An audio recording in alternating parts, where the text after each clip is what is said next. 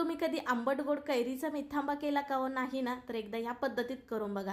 तर एक मोठी कैरी ना स्वच्छ धुवून घेतले, पुसून वरली साल काढून घेतले आणि पातळ अशी चिरून घेतले. कैरी ही तयारच हवी, कवळी कैरी नको हवी. नंतर गॅसवरती कढई ठेवली, 2 पळी तेल घातलं, अर्धा चमच मोहरी, अर्धा चमच मेथी घातली, 1 लाल मिरची घातली मोडून, पाव चमच हिंग घातले, पाव चमच इतकी हळद घातली. सगळे जिन्नस छान परतून घेतले. मग पातळ चिरलेली जी कैरी होती ना आपण ती घालून घेतली.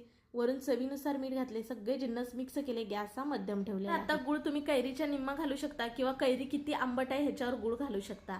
तर गुळ घातल्यानंतर छान असं मिक्स केलं तर गुळ वितळत चाललेला आहे. हे आपल्याला चांगलं 4 ते 5 मिनिटं शिजवून घ्यायचं आहे, थोडासा दाटसरपणा येऊसपर्यंत. गॅस हा मध्यम ठेवायचा. नंतर शेवटी आपल्याला लाल तिखट घालायचं आहे. कैरी आपली शिजले का ह्या पद्धतीत चेक करायचा, गॅस बंद करायचा. इथं आंबट गोड कैरीचा मेथांबा तयार आहे. अगदी वर्षभर खराब होत नाही. एखाद्या कोरड्या भरणीमध्ये अशा प्रकारे भरून ठेवायचा. चला आता सबस्क्राईब करा.